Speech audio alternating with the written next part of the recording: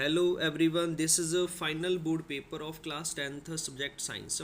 जी वाला paper conduct हुआ था 20 फरवरी 2025 को। This is set number first.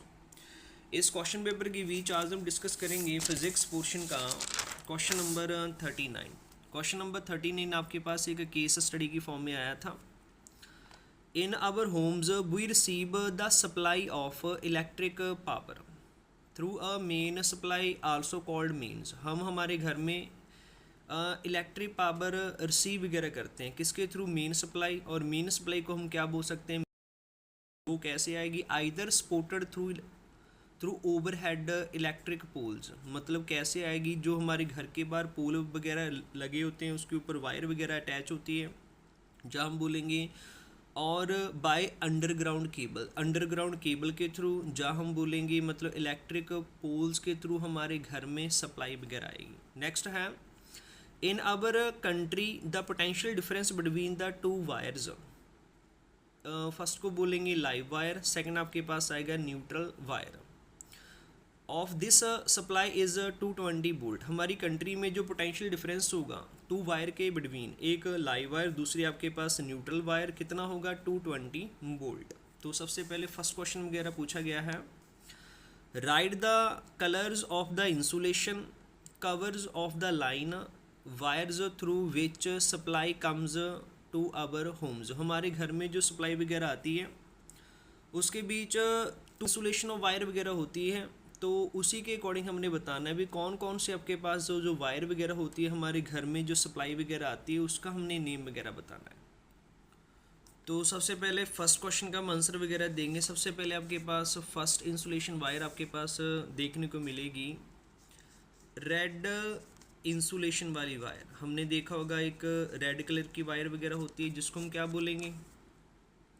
Live wire. Second आपके पास होती है ब्लैक इंसुलेशन वाली वायर, उसको हम क्या बोलेंगे? Neutral wire. और थर्ड आपके पास आती है ग्रीन कलर वाली इंसुलेशन वाली वायर जिसको हम बोल सकते हैं अर्थ वायर।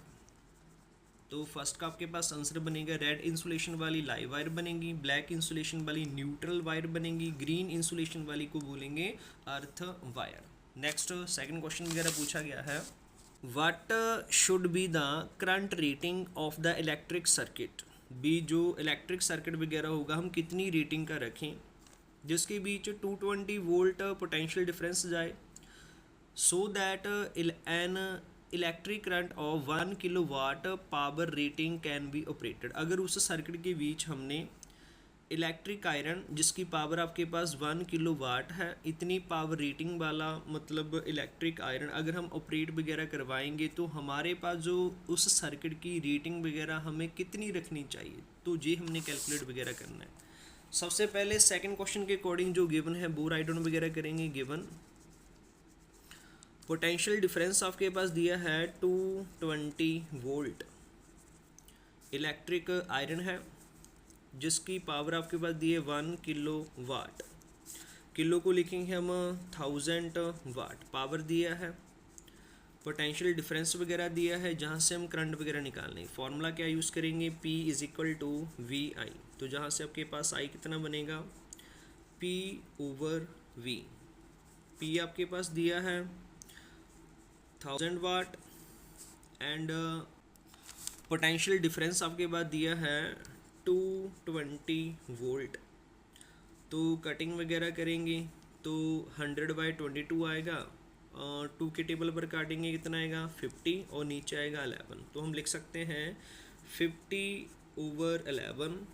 तो इसको हम सॉल्वेशन वगैरह करेंगे तो यूनिट हमारे पास जहाँ बनेगा एम्पियर।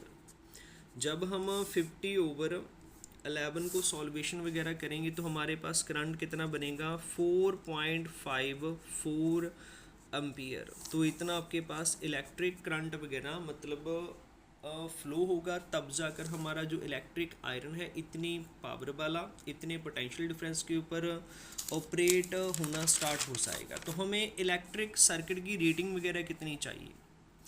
तो इससे लगभग थोड़ा सा ज़्यादा मीन्स अप्रॉक्सीमेट हमारे पास सर्किट की जो रेटिंग है कितनी होनी चाहिए, 5 एम्पियर होनी चाहिए। तो हम लिख सकते हैं current rating of the electric circuit should be कितनी होनी चाहिए, कम से कम 5 एम्पियर। इन दिस वे के अकॉर्डिंग हम सेकंड का आंसर वगैरह बता सकते हैं। नेक्स्ट आपके पास सी का 2 पार्ट थे। सबसे पहले सी का फर्स्ट पार्ट है what is the function of the earth wire. हमने अर्थ वायर का फंक्शन वगैरह बताना है। और उसके बाद state the advantage of the earth wire in domestic electric appliances such as electric iron. और उसके बाद हमने एडवांटेज वगैरह बतानी है अर्थ वायर का भी, जब भी हम उसको इलेक्ट्रिकल एप्लियंसेस के बीच कनेक्टेड वगैरह करेंगे जस्ट लाइक आपके पास इलेक्ट्रिक आयरन, तब उसका हमें क्या एडवांटेज मतलब देखने को मिलेगा। तो ये हमने डिस्कस वगैरह करना है। तो इसका आपके पास आंसर बनेगा function of the earth wire. Earth wire का क्या फंक्शन वगैरह होता है, to provide a safe path for electric current. तो जो हमें अर्थ वायर होगा एक सेफ पाथ प्रोवाइड करेगा, किसके लिए, for electric current to flow to the ground in case of any fault. भी अगर कोई भी एप्लियंसेस में फॉल्ट वगैरह हो गया तो वो इलेक्ट्रिक करंट को सीधा धरती को पास वगैरह करवा देगा। जे अर्थ वायर का जेवल आपके पास फंक्शन वगैरह बन जाएगा। उसके बाद हमने क्या करना है, एडवांटेज बतानी है अर्थ वायर का। जो हमारे घर में एप्लियंस वगैरह लगे होते हैं such as electric iron, electric iron के बीच अर्थ वायर का क्या एडवांटेज है वो हमने बताना है। तो हम जहाँ पर लिख सकते हैं to reducing the risk of electric shock. जो अगर हम टच कर लें, अगर लाइव वायर इलेक्ट्रिक आयरन की बॉडी के साथ टच हो गया, अगर हम उसको सीधा जाके टच करेंगे तो हमें इलेक्ट्रिक शॉक वगैरह मिलेगा। अगर अर्थ वायर कनेक्टेड वगैरह होगी, अर्थ वायर कनेक्टेड वगैरह होती है, तब वो क्या करेगा, हमें इलेक्ट्रिक शॉक से प्रिवेंट वगैरह करेगा। तो हम लिख सकते हैं to reducing the risk of electric shock. कैसे, इसको हम थोड़ा सा चेक करेंगे।